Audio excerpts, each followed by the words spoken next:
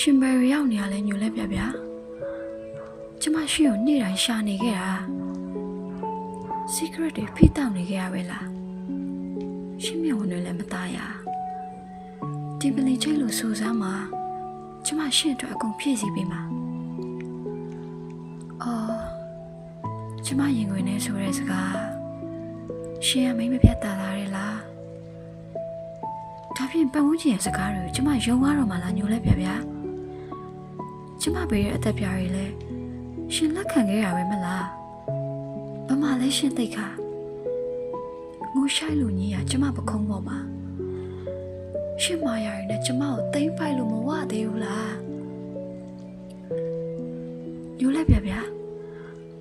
ကျမကိုစိတ်ဆူသွားရလားကျမရှင်မုံသားမှာတိတ်ကြောက်တယ်ညိုလဲပြပြ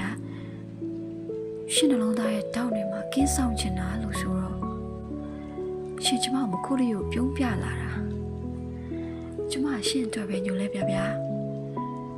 အတုံးချမယ်ဆိုကျမရှင့်အတွက်ရုံးပြအောင်ပါတို့ကမိမပြတ်တာသူတို့ဖြက်စီဝင်မရတဲ့အရာကြောင့်တို့နဲ့အချင်းများနေရမင်းရောတို့ကိုအပြည့်အဝယုံကြည်ရဲ့လားညိုလဲပြပြဒီတစ်ခါတော့ရှင်းမြဝင်နေရမညာ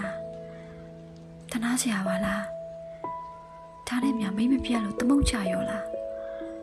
ကျမကကျမသာတန်တရားဝင်တာပါရှင့်ကိုချင်းသိခါကျမအတွက်တန်ဖိုးထားစရာ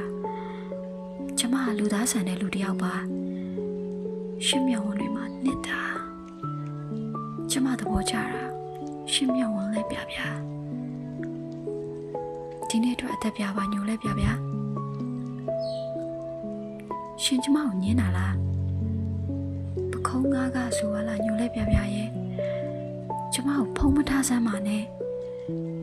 ရှင်ပြုံးလို့ရဖို့ကျမဘာဆိုလုပ်ရဲတယ်ညိုလဲပြပြရှင်ကျမကိုအားနာနေစရာမှမလိုတာ